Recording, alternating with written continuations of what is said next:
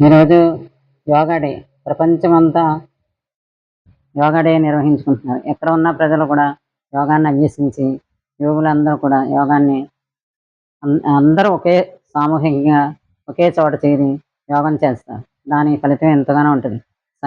శక్తి సంఘటితమవుతుంది. అందరి భావం ఏకాగ్రమవుతుంది. అప్పుడు ఎంత శక్తి వైబ్రేషన్ ఎంత బావుంటుందంటే, అందరి సంకల్పం ఎలా ఉందో ఆ రకంగానే జరుగుతుంది.